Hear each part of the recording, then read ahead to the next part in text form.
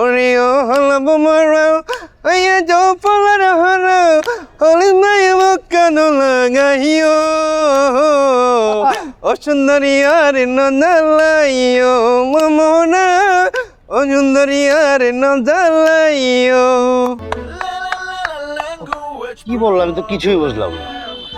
Same আমরা যেমন আপনি গানটাকে মাটি চাপা দিয়েছেন, ওর গানটাকে পার চাপা দিয়েছে। ভাইয়া আপনি কি ওই গান টান ছাড়া কিছুটা করেননি? কি করবো আর, আমি বাড়িওয়ালার ছেলে, বাড়ি গাড়ি সব আছে, আমার তো আর কিছু করা লাগবে না। আমি আধুনিক রবীন্দ্রসঙ্গীত চর্চাটাই করি। আর আমি চাই এই আধুনিক রবীন্দ্রসঙ্গীত চর্চাটা ইয়াং জেনারেশনের মধ্যে ছড়িয়ে দিতে। এইটা তো প্রবলেম ভাইয়া, আপনার বাপের সব কিছু তো আছে, আপনি খালি চর্চাই করেন, খরচার মধ্যে নাই। আর আমরা যারা ঢাকার বাইরে থেকে আসছি স্টুডেন্ট, এদের কিন্তু অনেক টানাপোড়ান থাকে। আর অনেক ডিস্ট্রিক্টের মানুষ তো একরকমে থাকি, আমরা অনেক পাতিল তো বাড়ি খাইলে এটা আওয়াজ হবে ভাইয়া, একটু ম্যানেজ করবেন কেমন? আর কিছু ভাইয়া?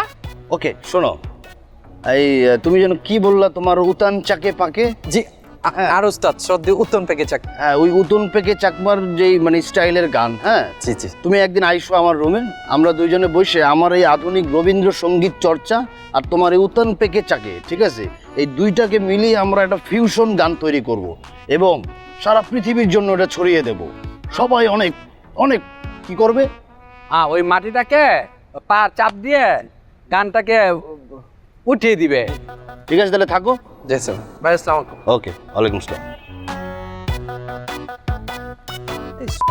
কি গাইলো? ইতি কি চর্চা করো হর কি গাই, আই তো কিছু না বুঝলাম বন্ধু, মানে মাথার উদ্যোগে। তুই যে গান গাইছ, তোর কি মনে হয়েছে যে আমি বুঝতে পারছি? আরে বা আঞ্চলিক গান, এটা ভালোবাসা আছে, এটা জীবন আছে, ঠিক আছে, ইবা অর্ধ ভাষায় আছে। মাঝে মাঝে মনে হয় কি জানোস নি, কি তোর আব্বা মা তোর কথা বুঝে না। আর তুই যেটা বললি ফুয়া, তুই ফুয়া আয়,